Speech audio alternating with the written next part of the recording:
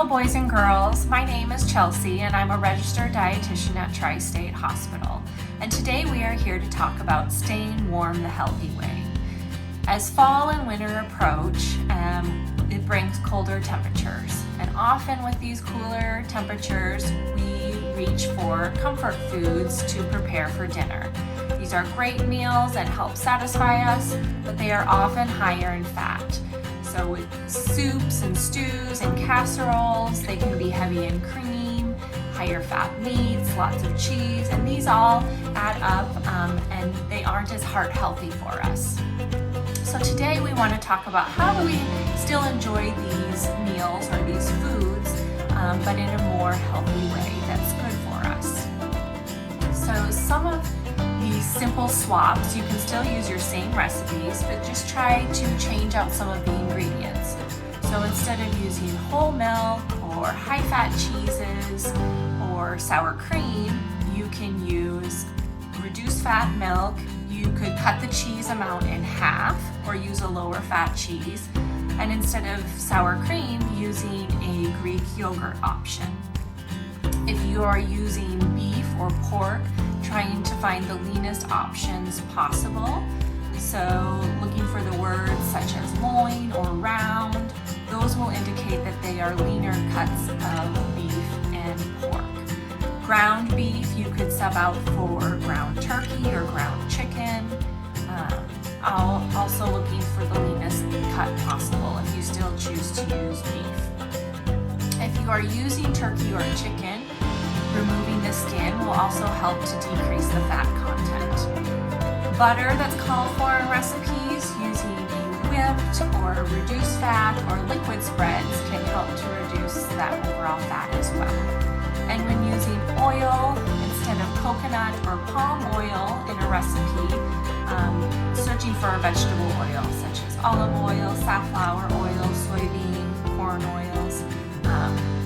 The other ones are higher in saturated fats and not as good for our heart. I think my favorite way to healthify our recipe is by adding vegetables. So increase that fiber content. So in soups or stews, soup's an easy way is adding beans and legumes. In stews, load them up with vegetables and such as peppers, you have your onions, potatoes, carrots, all of those yummy winter vegetables. Add them to your soup, stews, and casseroles.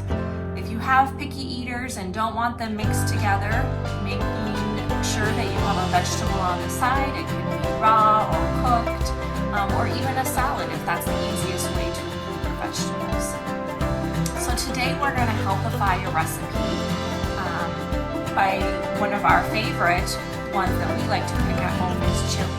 And so we're going to do a turkey chili at home that's loaded with beans and ground turkey. And this recipe can be found on page 103. So follow along with us and we'll make this recipe together. Hi boys and girls, I have my helper here that's going to help make our heart healthy turkey chili recipe that's packed with protein, fiber, and antioxidants that are going to keep us healthy during the colder months. This is a great recipe to make ahead and enjoy on a busy evening between school and extracurricular activities.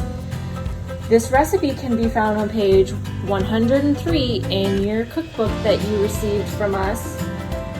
We healthified our chili by using ground turkey instead of ground beef. We added beans, which adds in our fiber. Another great way you could healthify this is omitting the meat completely and adding in some extra beans or legumes. Okay, so first, we already ground our turkey and added our onion. Parker's gonna add our bell pepper that we cut up. So she's gonna be careful lifting it up. We have a hot stove. Whoop, it's all right. Okay, we have our peppers in. We're gonna add our red and white kidney beans.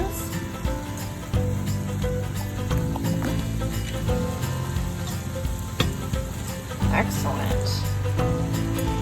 All right, now we need our tomatoes. So we have our diced canned tomatoes.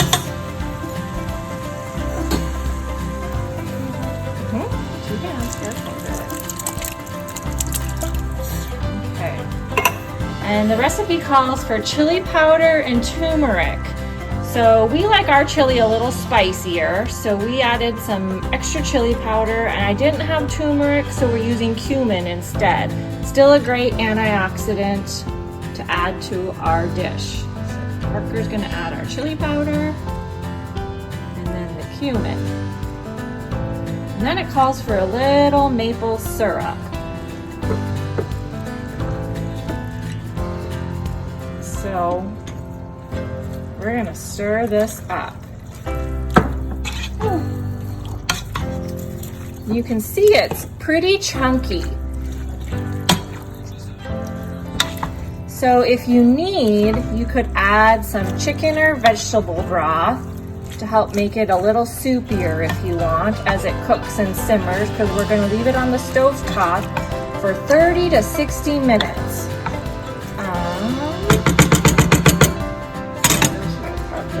Pour that in here. That's good. Add a little bit of sweetness. Okay, then we'll be